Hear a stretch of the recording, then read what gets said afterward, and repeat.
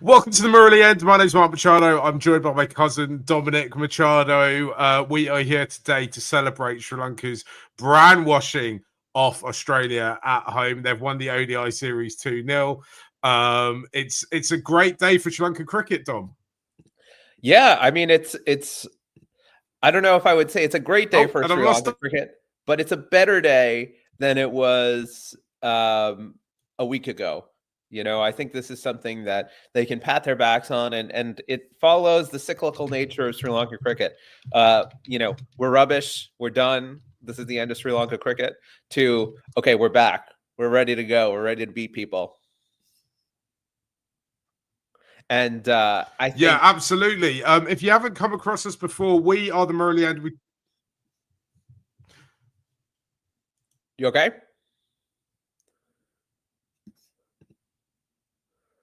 We're having some problems with Mark, so I'll talk for him at the moment. So if you haven't come across us, we are the Merlian. Please like, subscribe, follow on whatever platform you're coming on. We cover all things Sri Lankan cricket. We've got a live show every Monday, coming to you 9 p.m. IST, 3:30 p.m. London time, and 10:30 p.m. New York time. If you're on the East Coast of the United States, like me, you can catch up on it on YouTube if you want. And we've got a newsletter that sends out information. So give us a follow on everything. But today, Mark is termed at the Brownwash. It's the first time we've brownwashed Australia in ODI cricket ever, I believe. Right, Mark? I think so, as far as I'm aware, unless someone wants to come in the comments and let us know otherwise.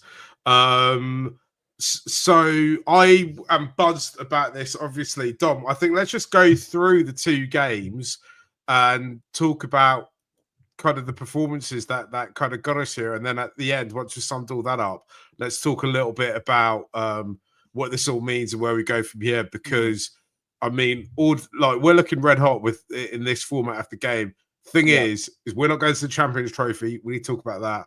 And we are far, far away from another World Cup in this format. So, I mean, it feels like it's great. It's great we're doing well, but maybe this ain't the right time to be playing this good. Right, let's look at our batting to begin with in that first ODI. It kind of starts quite terribly, to be honest, but then there's an absolute one of the I actually reckon one of the all-time great knocks for Sri Lanka in this. Chowth Asalanka, captain's knock, doesn't just steady the ship, but sticks about for almost, but not quite, all the way through the whole innings. Isha Malinga deserves a shout out here as well, because he comes in, barely played any international cricket, and just hangs about for a really long time to give for 63 minutes, more than an hour, right? Yeah, to give Chowth the platform in which to accumulate the runs that get us a total that actually you think at that point this isn't probably not going to be enough, right? Yeah. And I think one of the things that I was surprised by, right, I think the strategy that we've employed is spinning pitches and dry pitches. But the pitch in the first ODI had a lot of swing available. So those bowlers early on, Hardy in particular, gave our batters a lot of trouble. And, you know, you see this poke. The Avishka Fernando's now kind of standard poke outside the off stump. And, you know, it's one of those things where he's such a devastating batter when he's in form that it's really sad to see him get out the same way time after time. And Potham failed. He looked good. He had a beautiful cover drive for 4 in that first over and then ended up getting out. Kusal failed as well. Kamindu failed. And then you're really thinking, okay, these guys are... I don't know. Sorry about this. Hopefully it kind of gets better. Otherwise, we might have to... Dom was just saying it looks like the internet is being controlled by Australians today. Oh, yeah. I think they just don't want us to talk about the brownwash. You know, I think that's it. They were totally fine with us talking about the test series whitewash, but the brownwash. But I was just saying, you know, we have trouble at the top, and we've just seen Chowth Asalanka play, as you said, one of the great ODI innings for Sri Lanka. And I think we need to give him his flowers. He's improved so much as a batter. I remember first seeing him in that ODI series against England batting at 3, and he looked totally out of sorts. He looked fish out of water, but he has adapted to that number 5 position absolutely brilliantly. He's his hitting, right? He kind of played himself in a little bit slowly. And then once we got to the business end, he started striking the ball down the ground for 4s and 6s. And it was an awesome display of power that you have rarely seen from a Sri Lankan hitter, outside of someone like Dasun Shanaka or Tisara Pereira. And he's really establishing a name for himself as a middle order batter at number 5. He's really staking a claim to be absolutely excellent in that format. And I can't say enough good things about how he batted in that innings and just the maturity to take it deep and to trust Eshan Malinga to last out 26 balls. And it proved to be the match defining knock. I think they showed the 10th wicket partnership or 9th wicket partnership of 79 runs from 78 deliveries, all but 1 run from Charith. And it was as good of a captain's knock as you'll see. And it was just enough. And we'll talk about the bowling in a minute, but it was just enough to defend. Yeah. We need to talk about Avishka Fernando, right? He gets dropped for the second match, but he comes in again. I mean, you really got to feel for Avishka, right? Because we know he's got all the talent in the world, but he just cannot get it together, seemingly, when it comes to actually getting a run in the side, right? There was he's probably the player that we talk about the most in terms of, should he be in the side? What are they doing? Why can't he get it right? But the problem seems to be, I just think if you're the opposition, you just know how to get this guy out. We see him almost 3 out of every 4 games. He's going to get out quite early, and he's going to get out in exactly the same way, right? Yeah, and so I'm looking at his innings list from 2024: 0, 4, 0, 88, 5, 91, 33, 0, 4, 1, 40, 96, 5, 9, 34, 100, 5. And I think that kind of spells it out for you, that he either gets out early in that power play phase. And I kind of commented on this when your Wi-Fi had went out, but getting out the same time, poking to that ball on 5th, 6th stump line, it's almost as if he would be better suited just playing the shot, because it's a very tentative poke. He might as well just try to thrash it, and okay, it might go to slip, but it also might go over slip. And that tentativeness early in the innings builds into confidence if he gets through it, but he's really struggled. And I think the thing that is so difficult is that he is such a talented player. You know that at the top of the order, he can provide an absolute fireworks. We saw what he did in the ILT 20 a few weeks back when he scored 81 off 27 balls. He's got real power. He is a talented player.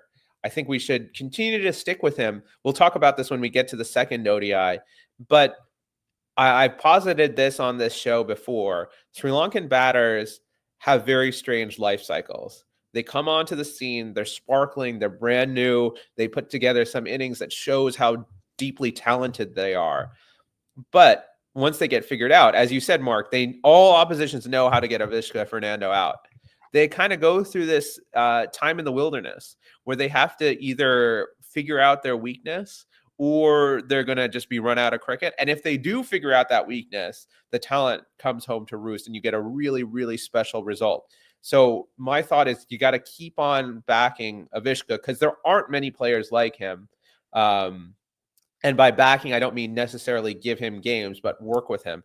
And I've got to call out the coaches a little bit. You say, hold on though. You say that, Dom, right? We've backed him so much. I know that you got to call it the coaches, right? But I know the coaches have been working with him and talk about him. I'm pretty sure there's quotes away from Mahaya talking about working directly with him. At some point though, either we cut his losses, or we go right. Someone's got to rebuild his weakness. I just can't believe that he's been in and around the setup now for this long and no one's gone, this is what you've got to say, you've got to work on it. And whatever they're doing, it's not working. They need to either jettison him and go, I'm sorry, Avishka, we just think it's a little bit beyond you at this stage. You've got to go away and do some serious work to prove us wrong, or they've got to come up with a better plan. I just cannot believe that that no one else can see this. I mean, me and you live a million miles away from the squad, and we're seeing it. Surely everyone else does. Yeah, and I wonder if it's not as much a technical fix, and we've talked about this, as it is a mental fix. I think that's a struggle that young Sri Lankan cricketers often face, where they're so talented, where they've been built up as the next big thing from the time they're 13 to 15 years old. And you make it into the national side. You remember how Avishka came into the national side at 16 to face Mitchell Starc, first ball, and they make it, they shine, and then they get figured out because it's professional sports, because people are looking at you and saying, how do we get you out? You're a special talent. And then it's the talent isn't enough. Then the criticism comes. And so how do you adjust to those kind of very difficult circumstances where you're not producing what you think you should, where there's pressure to produce? And so I think that mental part of the game is really, really important to get figured out with Avishka. And I hope they're giving him the apt support, not only on the technical front, but on that mental front of what should we do? How should you handle these failures? How do you go out the next match and say, okay, I scored 3 runs or 2 runs, but I'm going to put that out of my mind and I'm going to play each ball on its merits.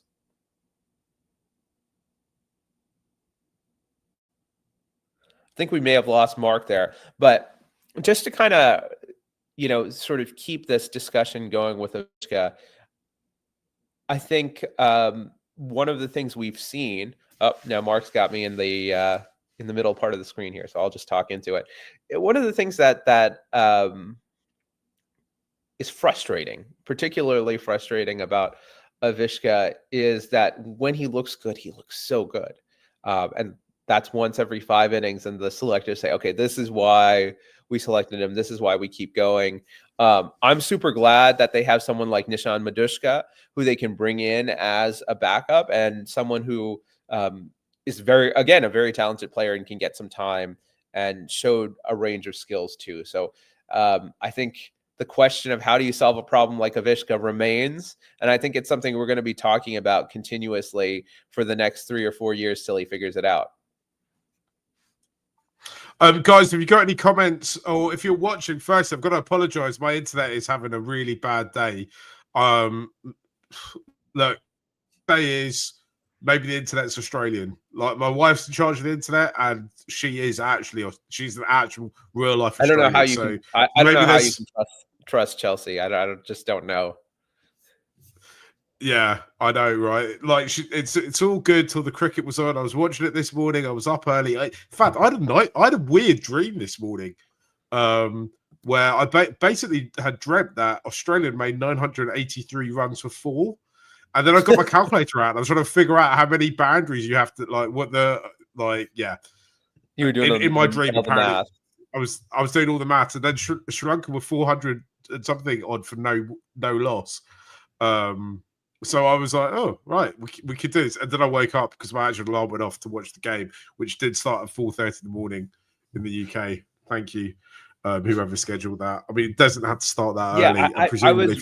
That's a shocking thing, right? It's a white ball series. You'd think they'd play the games in the evening, but they wanted to do morning games. I don't know if it has to do with the timing of the Champions Trophy matches. Maybe they're morning matches and they wanted... Australia wanted to get used to playing in the subcontinent in the morning on one-day pitches. Just to look at one of the comments we got, and this is from Z. This is Australia's C team. Shouldn't get carried away, guys. This team still has a lot of work to do. I absolutely agree, but I think a lot of these guys are confidence players, so any good performance they could put in, I think pretty soon SLC is going to have to move away from the super spin friendly kind of pitches that we've seen over the last year and start playing on flat pitches. But I think at this point, since we're so far away from the World Cup, the key is getting our players reps and getting them confident and figuring out what that best 11 is. And I think that's something we're going to talk about later on in the show. Mark, do you want to bring up the bowling performance or from the first match to talk through a little bit? Yeah, let me just take these comments away. We'll get to some of the other comments as and when they kind of relevant. Keep your comments coming. Sorry about the internet issues. Let's look at the bowling for that first game. Avishka Fernando kind of broke them early with Matthew Short and Fraser McGurk. I mean, you can say it's Australia's fourth team or sixth team or whatever, right? But you look at that lineup and you think there's actually quite a few players in there who could do some serious damage in definitely in T20 cricket, but potentially in this format. And look, we're Sri Lanka fans as well, right? It's not our fault that we beat your fourth side. They could have sent whoever they wanted, right? And also, it kind of makes I kind of think it makes no sense for them to come here this close to the Champions Trophy and play such a weakened team. But here we are anyway. And they have lots of injuries, and then right? I don't think this is super far from what it's going to look like in the actual Champions Trophy. Yeah, I agree. Especially the team we saw in the second game today, but we'll get to that when we get to. We'll look at that team when we get to it. And then, so the two things that we need to take away from the first ODI, was I think one, he didn't have a great game at all. Yeah. But Tikshana was absolutely superb, wasn't he? Yeah, he was great. I think Tikshana is really figuring out the 50 over format. I wouldn't be surprised if after this performance he shoots up to number 1 in the ODI bowler rankings, which I think is going to be really sort of a big plus for him, because I think we looked at the 2023 World Cup and we thought this is a guy who is struggling to take wickets, who can keep it kind of quiet but can't really make inroads. But what he's shown over the last 12 months is he really is a strong wicket taker, and particularly in those early overs. And we'll talk about when we talk about today's game, but he causes a lot of trouble for batters, and he is such a talent. I think he is someone that you should absolutely include. And then we kind of have to shout out Wella. He bowled really, really well, and it's causing some sort of issues, right? Because Hasaranga, Wella, and Tikshana are all top draw spinners in the one-day game. And the question is, how do you get all three of those guys into the squad, especially if you're not playing at the Premadasa where it's going to be low and slow? I took the banner off at the bottom, but obviously do remember to subscribe. So I just wanted to highlight Asalanka's contribution with the ball as well, right? We're seeing him bowl more and more. It appears to me that he feels more confident to bowling at this level than he had done it kind of previously. I saw or heard someone say that domestically he's bowling quite a bit as well. Yeah. And I thought his kind of 2 wickets were, his 2 overs with a wicket, which included the wicket, were quite instrumental. And it's just the shade of, to me, it's just the shade of kind of 90 Sri Lanka, where kind of everyone has a bit of a bowl. It makes it really difficult for batters to settle as well, because you're kind of constantly like, Kaminti didn't even get to bowl that today or on Wednesday, and I think it's a difficult thing for bowlers to do, and also something that's quite unique about Sri Lankan cricket. How many of our players you can chuck the ball at and go, there you go. Liana Gay again didn't have a bowl as well for the either of these two games. So you look at our squad, our 11, and you're like, oh right, like 9 of them, or I think it's like 7 or 8 of them can actually bowl at and do something at this kind of level, right? Which I think is something that it's quite unique. I mean, I watched Asalanka and I just thought he is becoming Arjuna, isn't he? You think so? Diminutive, and on the pitch, runs, kind of, some would say ugly runs. I don't discriminate. I was born ugly, so all runs look beautiful to me. he seems to be leading the team quite well, and he's doing the kind of difficult, ugly bits of the game, bowling overs people don't want to bowl, scoring runs when everything else is falling around him, in which is kind of Arjuna-esque, no? Yeah, I guess the sort of short, diminutive, left-hand number 5 batter who gets those tough runs and makes it look easy. I think that definitely applies. I think his captaincy probably, we have to see what it looks like in different conditions. I think he is well adapted to Sri Lankan conditions, but I'm curious to see what it looks like when you can't rely on that full spin attack, right? You can't bring in, he can't bowl 10 overs if you're in New Zealand or if you're in South Africa or something of that.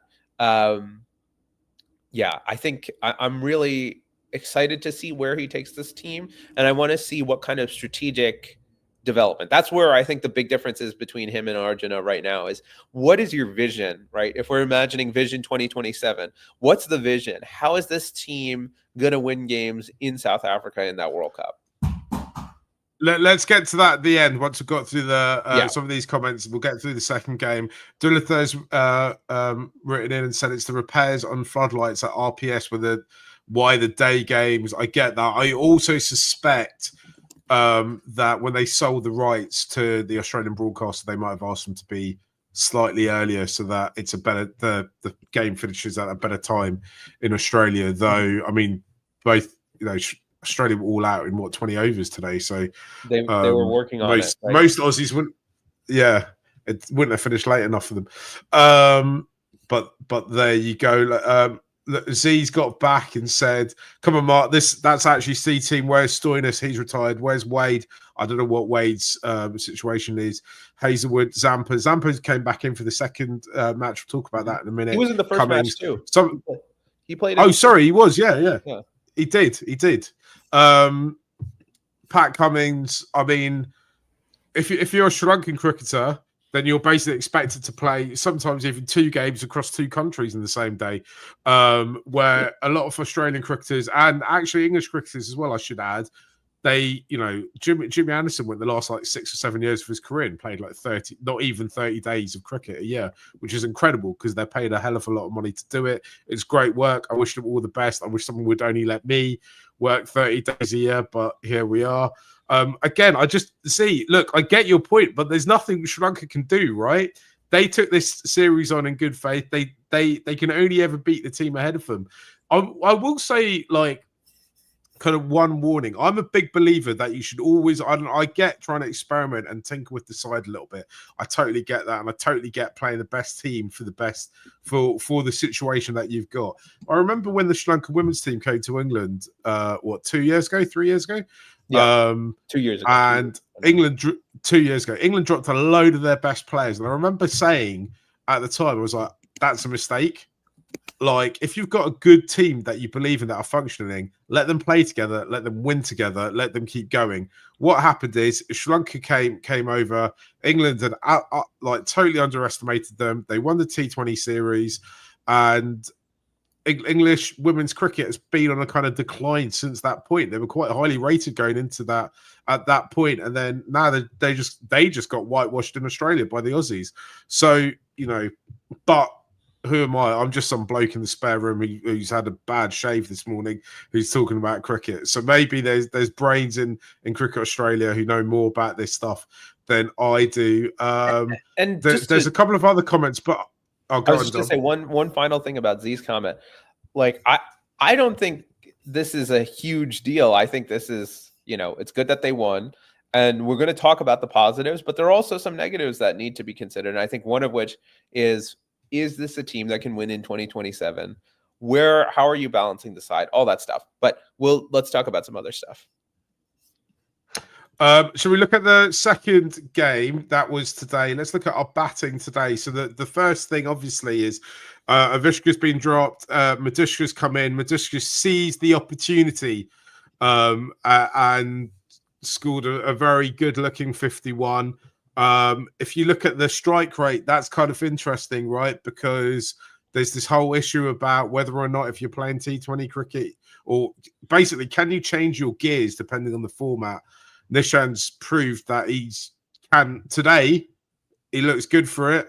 Avishka had opportunity after opportunity after opportunity and has not done what is needed to do. I need to bring up at this comment, at what point did we prioritize Madushka over Avishka? I mean, Madushka's given the selectors, the captain, the coaches all the right type of headaches today, Dom. Yeah, he batted well. I think when I first saw him play, I thought of him as a test cricketer, a red ball player primarily. But seeing his evolution both in the domestic sphere and internationally has shown that he definitely has the capability of playing at the international level in white ball formats. He has a range of shots. He can go down the ground. He can play over cover. He can play inside out. He looks a composed, compact batter, both against pace and spin. So he's definitely someone who deserves a run. Now, the question is, what do you think the ceilings are of these two players?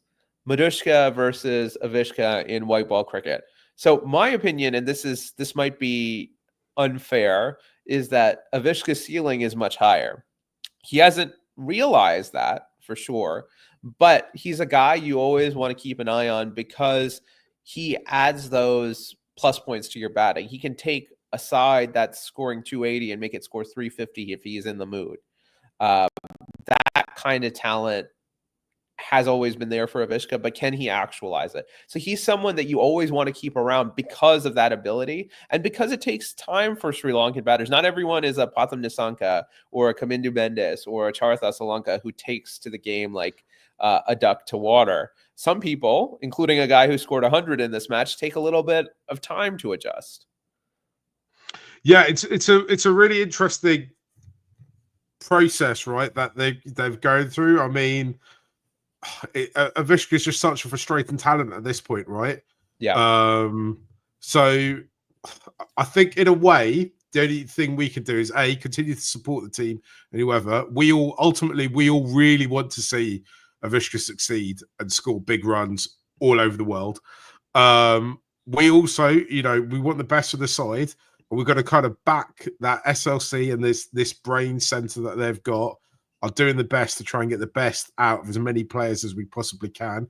I thought it was a good move today because I think there has been a tendency in the past not to change winning sides, or when they do change teams, often I felt occasionally, and we saw this in the second test, they've taken out players who've been effective, and that's been a total non-starter for me. Should we talk about the man who did score a century today? Because I think, and I've been saying this for a little while on this channel, if you're new to Murali, hit the subscribe, get involved, leave us comments. We'll try and get through them as we go along with the show.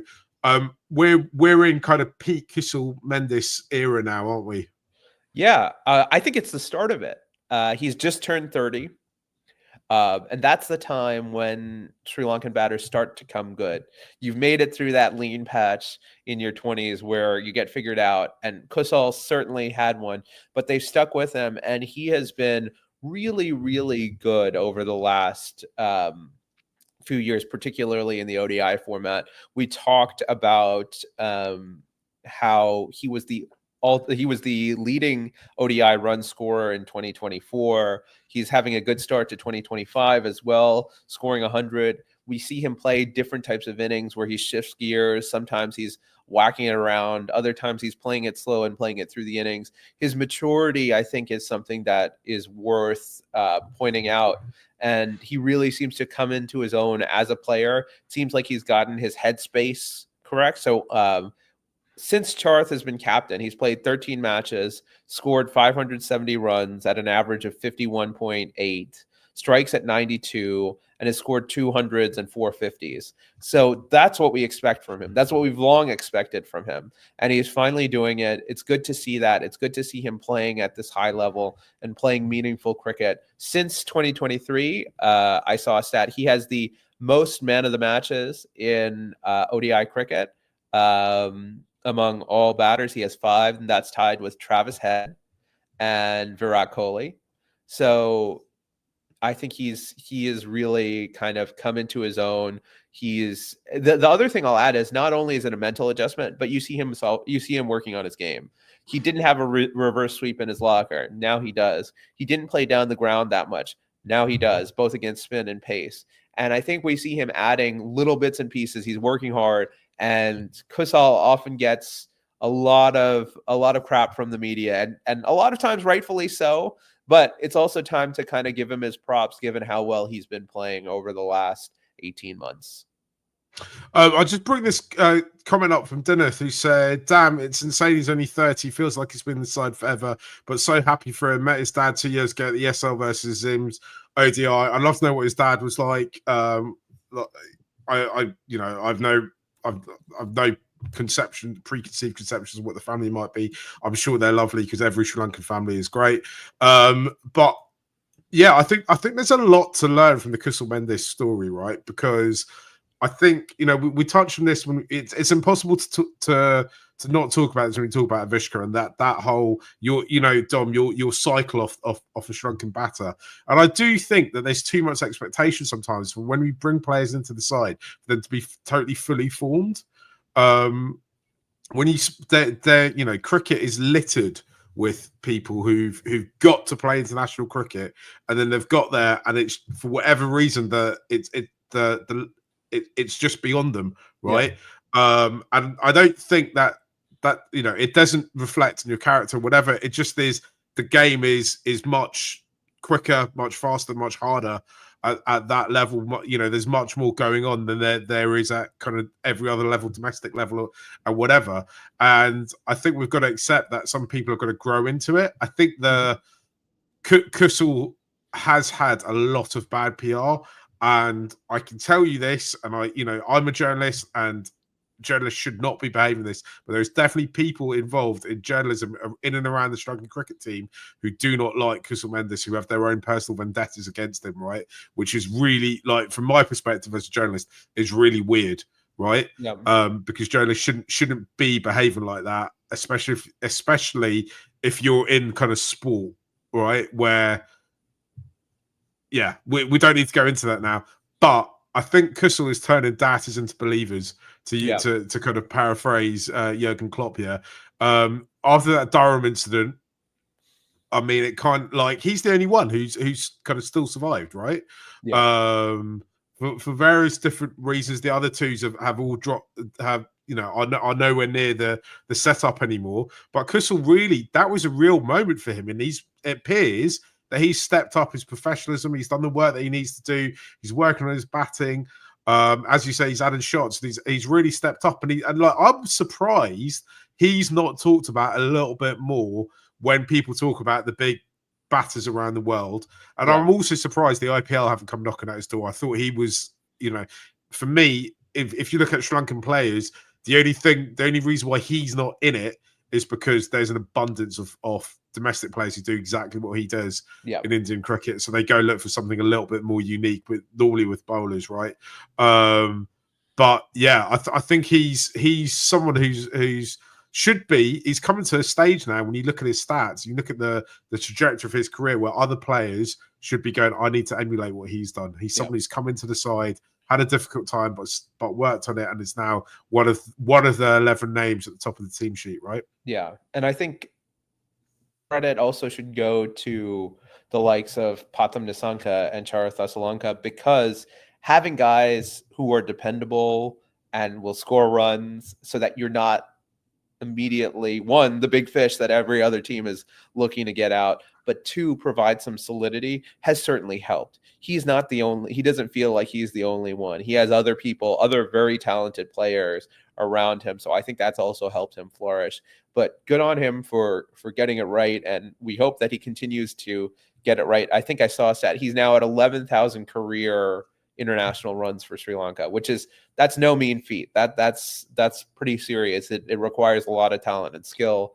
And, at 30, a Sri Lankan number 3 is just getting going, right? Or 4, depending on who you ask. Aravinda, right? His best years were after 30. Sangha, his best years were after 30. Sanath, his best years were after 30. So I'm hopeful that Angelo, his best years were after 40. I'm joking. I love Angelo. It's just it's an easy joke. I mean, he's make. just biding time to the 2027 World Cup. So exactly, just treading a bit of water. Shall we talk about Walalage? Because he didn't get to bat today. Yeah. But was absolutely brilliant yet again. And there's obviously lots of comments about him. He got 4 wickets today. He was the kind of pick of the bowlers. I mean, that ball to Steve Smith. I mean, wow. Yeah. That is just the stuff of dreams there. And, you know, he's always at the batters. I think that's the thing that's so good about him is he's always making them play. He's so smart. He's varying speed. He's varying flight. He's really, you know, sort of the globetrotting he's been doing has paid off. He's bowled in all sorts of conditions all over the world. And you can really see that he's a smart cricketer, just like Patham, just like Charith, picking up the game and what is required of him at the international level very quickly. Again, also like Deekshana there. And I think now we're getting into the headache of if you have 3 world-class spin bowlers, how do you all get them in a side? And how do you get them in a side outside of Asia? Because then you don't want to be making the decision of saying, all right, we're going to leave this guy out. Yeah, I totally agree with you. I think it's a great problem and issue to have. So the thing about all 3 of our kind of spinners who are on display today, that and actually you can bring Kusal Mendis into this, you bring Sri Lanka into this, and I think you bring Patham into this, right? In those 6 players, we have got players who aren't just happy enough to kind of go through the motions, turn up, get into the team, put the shirt on, and you know, post about it. I think we've got players there who want to come on, affect a game, and win matches for Sri Lanka, right? We've got real match winners, and that's nothing to do with their talent. That's a mentality thing, right? We've got players who come on, and you hear people talk about it in commentary. It's like, oh, how often do you see Walalage he's always in the thick of things. Patham's always in the thick of things. Mm-hmm. It's because they're doing that to themselves. They're not shying away on the pitch. And I just think that's the culture that we kind of lost a little bit after certain players retired in 2015. Yeah. And that is actually, we've spent since then, basically trying to cultivate and bring back into the side. It's a culture you see when you look at all the most winning teams in the world, absolutely is part of the DNA and runs through it, right? What ideally we need, and I think you can chuck Avishka Fernando into that as well, right? As one of those other, you know, he's joining that set of 6. Now we've got 7. It's like, right, go find me 2 or 3 more other players who can do that. And then we're there. Some people might say Dominic Machado. We need to possibly talk about that, but he's had a bit of a quiet time recently. So, but that's the kind of attitude that we need, and that's why I think it's essential that we find a way to get all 3 of those in. I mean, I think, considering that we're just over a year away from a T20 World Cup, that it's incredible how few T20s Walalage international T20s at least Walalage has played, right? Yeah, I think that's a big thing, and I think where he bats is also going to be a big question. It would be great, you know, since the World Cup is going to be played in Sri Lanka and India, to have him in the side. But if the pitch is flat, what are you going to do? And plus, you have Nuwan Tushara and Matisha Patirana. And when you're thinking about that T20 side, I also want to include them in that list of guys who have relentlessly worked to improve their game and who want to win at all costs. And I think that's special. So I think figuring out where is it best that we deploy him. And part of me thinks that we should use him up the order. I think that the talent's there. I think he's been working on his power hitting. You can see it. There was a no ball, I think, early in his innings. The first match, was it? Yeah. And he just, you know, slapped it square for 6. And so he's working on that. And I think he is such a quick learner that, okay, maybe he's not ready right now to come in and bat higher up, but I think he'll adapt to that if you give him that opportunity. And I'll add that in the T20 franchises generally bat him at 4 or 5. So they're realizing that as well. So how do we unlock that potential? And if you're batting him at 4 or 5, right, or 3 or whatever you want to do, it gives you a ton of flexibility. You can play an extra batter if it's a spin friendly pitch. If it's a flat wicket, you can play an extra pacer. You get so many different options in terms of how you can structure your squad just by the fact that he can do so many things. And we'll add in his fielding because he's a gun fielder too. So we ban him at 4. We're dropping Dominic Machado, or so I think Kamindu should work on, I think the 3 format cricketer is more or less dead. I don't think you should have more than 2 or 3 guys who are playing all 3 formats. So I think it's okay to say, Kamindu, you can come back into the ODI squad at some later point. The World Cup is 2027. When's the next time we're going to be playing super meaningful ODI cricket? So if you want to keep on investing in him in T20 cricket, right, he's going to get his chance in the IPL, so we'll see what he's got there. And obviously in Test cricket, I don't think it's a huge deal to say, don't worry about ODI cricket. We can always bring you in if we need to. I'm just going to bring this comment up from Chamindra. Patam and Kamindu have been failure in both Tests and ODIs, which are taking the same boys. I'll be honest, right? I just don't. They haven't scored runs against Australia, but I think they've got enough in the bank for me that you've got to keep them in. Definitely both of them in the Test team, and I think at the moment this 11 that we had out today for ODIs is probably something we should look at if we're playing in spin for any conditions. I think there is an issue when we're not playing in spin, and I would say actually, considering I think someone's going to go away and have a chat with Wani, right? Because he's the one that I'm like, right. Everyone's talking about when Indu Hasaranga as being a wicket taker, and he is, but he can often go for runs, right? Everyone's saying that Wani can bat a bit, but really at this point, that's only Sri Lanka fans. If you're a fan of B Love Candy, then you think he's one of the best power hitters in the world. But how often has he gone and scored runs for Sri Lanka in international cricket? Not enough for me. Not enough. And not for his talent. Not for his talent. And I think they've got to find a way to, if they are gonna keep all 3 of them in, and then they've got to find a way to kind of unlock that a little bit. Yeah. And that's the, because if they get to South Africa, right, because there's an argument that, right, keep Kamindu in because he gives you 2 types of spin, and he can bat. And if they can kind of unlock all 3 of those things at home, that's great. But in South Africa, we're going to need more seamers, right? We're gonna probably want to bring in, I don't know, Madhushanka or someone, to try and do something. I'd imagine. Yeah, I think that's the tricky part, is balancing the squad. I think 2 guys that I want to see invested in this format are Chamindu Wickramasinghe, who they dropped, which I think is absolutely crazy. A power hitter who can bowl pace is a must at 6 or 7. I think that he adds so much to the side. And then you don't have to rely on someone like Janeth Leonage to bowl. He can bowl, but I think Chamindu is a more incisive bowler.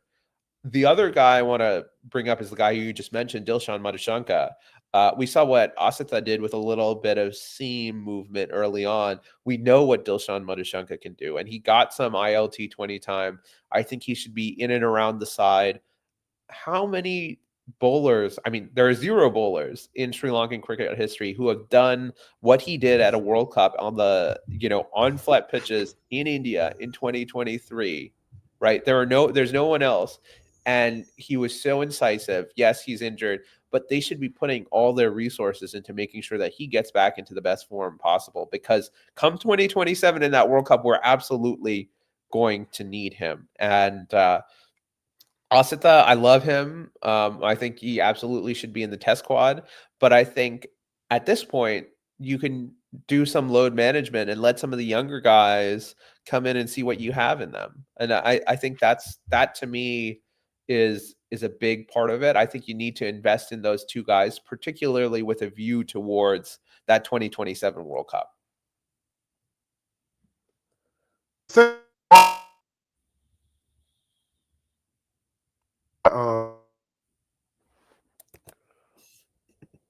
Sorry, guys, if our internet keeps busting on you, but as I've said, we've all got a potted theory now that the internet is controlled by Australia, by the Australian cricket team somewhere.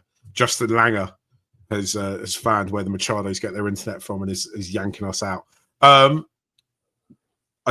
I don't know if you can hear me or not, Dom. You're frozen on my screen, but I can hear you. No, I can hear you. So I think one of the things that I find fascinating about where Sri Lanka cricket is at now in terms of white ball is how many options we appear to have. And I cannot remember a time. And you might say, yeah, we don't have anyone of kind of Murali.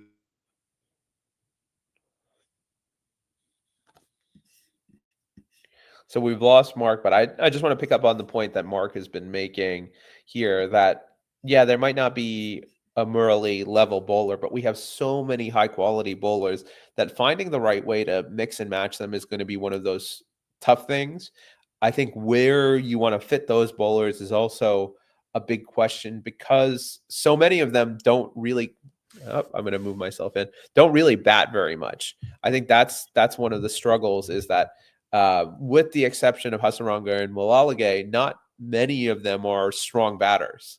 And so that for me is part of the struggle of balancing this side is saying, okay, we've got, as you said, a plethora of white ball bowlers with a ton of different skills, but how exactly are we going to construct a bottom of a batting order, right? Are we going to just totally rely on the top six to get us runs? And that gets us to that point of, yes, Hasaranga is a wicket taker. He's a great bowler, but if he can just improve his batting 10%, right? I think we'd have a dominant number 7 batter who can play, innings that take a match away. Like, he doesn't have to be a world beater, but if he can be someone of the level of like Marco Jansen, who will come in time to time and smash a 50 very quickly, and do that more regularly. I don't know exactly what his goals are in terms of batting, but it'd be interesting to see. I think, again, he's one of those very smart cricketers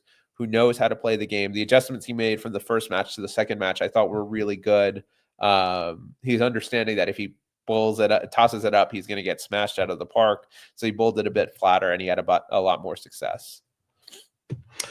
Dom, should we kind of considering we're having internet issues and it's quite late in Sri Lanka now, should we talk about should we just kind of wrap this up? Yeah. And obviously be a bit gutted we're not making it to the Champions Trophy because we're finally look absolutely stunning. Dennis written in, is it unreasonable for me to not completely mind Hasaranga's struggles with the bat? I feel bowling ability is more than enough to compensate. I think so. I think it's fair, absolutely fair. The problem is that I've got two issues with it. Firstly, sometimes one, he can be expensive, and sometimes with the ball, and sometimes I think he does the same thing over and over again. And batters can get away from him a little bit. I don't know if I'm being unreasonable there. And also, I just want the best for him, and I want him to be his best self. Mm-hmm. And I think it's a bit of a shame that that around the world people consider him so brilliant at bowling, which he is, but they don't rate his batting. Sometimes when he was playing for RCB a couple of seasons ago and he used to bat like 9, I was like, yeah, this can't be right. Like, he should be batting higher up the order, right? Yeah. So I think it's just it's a wasted talent. But because that's not right. But go through peaks and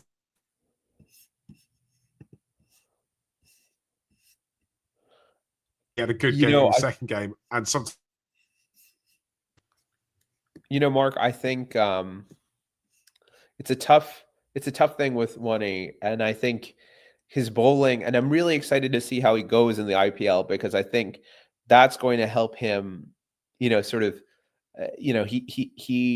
get tonked, right? That's the downside is he can go for runs, he can be hit for 4s and 6s. It's like the opposite of Thikshana, where he may not get wickets, but he's not going to get hit. He's not going to get taken for runs. When he's not bowling well, is going to get smashed around the park. But I think he's aware of that. He's changing and he's adapting, and he's still young. He's 26 years old. He's got a long way to go. I think maybe Sri Lanka want to be very explicit about what role they give him in the side. I actually thought that floater role that he had in the World Cup, it didn't come off, was a good one for him, because you tell him your job is to come in and smash spin in these overs. And there was a clear strategic purpose behind it. And you tell him to do that and you help him execute. Again, it takes me back to the coaching, the fact that his batting has not improved at all, right? And you see the guys whose batting has actually improved. They're guys who work on their own. It's Charith, it's Potham, it's Kusal. I think you said, Mark, when you were watching them net in England, the guys who you saw just beating balls were Potham and Kusal. Those were the guys who were in the nets all the time working. So I think we need to think about the coaching and how much the coaching is actually adding, and whether they're taking the talent that our players have and actually advancing it. Yeah, absolutely. We on Monday's show, we're going to talk about PL and spin. Our spin coach who didn't believe the Aussie cheated. I feel bad. Some of the balls have been chucked.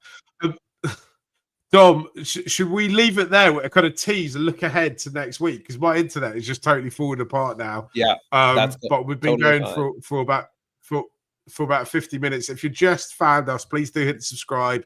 Normally our internet. Normally our internet is 3:30 in the UK. Yeah. But anyway, thanks for watching. Thanks all soon. And Viva Sri Lanka cricket.